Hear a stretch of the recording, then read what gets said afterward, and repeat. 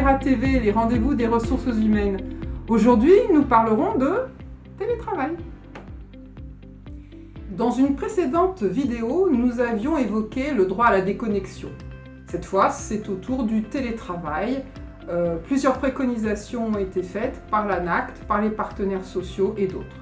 Mais alors, pourquoi cet intérêt marqué ?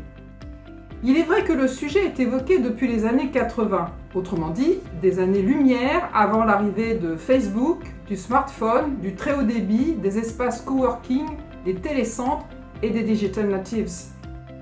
Il est temps de prendre le virage provoqué par les TIC, qui amènent de profonds changements organisationnels, plus diversifiés, plus souples, comme le télétravail.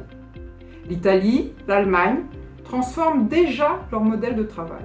La France ne peut pas se permettre de rater le tournant numérique par peur de ce que cela induit pour l'entreprise, le manager, les IRP.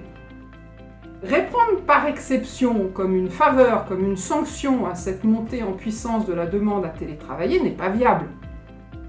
Un encadrement législatif moderne, clair, simple, flexible, devient nécessaire comme la réversibilité du processus, la santé, la sécurité, le temps de travail, la forfaitisation du coût d'installation. Une courte formation au management à distance pourrait être mise sur pied avec un équilibre à imaginer entre contrôle et relations de confiance.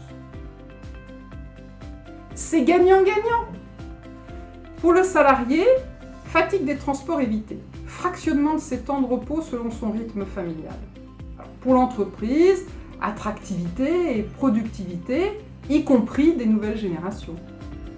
Pour l'empreinte écologique, moins de CO2.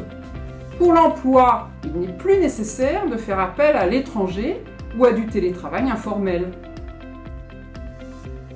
Deux exemples parmi d'autres, un dans le secteur privé et un dans le secteur public. Le régime social des indépendants et son accord sur le travail à distance avec consultation du CE et du CHSCT dans lequel le principe de réversibilité et l'environnement de travail sont traités.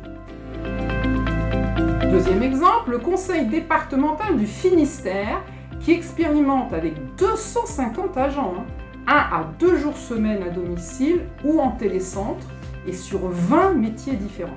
C'est un pionnier avant même la publication du décret rendant obligatoire l'introduction du télétravail dans la fonction publique. Pour approfondir cette thématique, retrouvez-nous sur laera.fr. Merci de nous avoir suivis et à bientôt pour un nouveau rendez-vous des ressources humaines. Au revoir.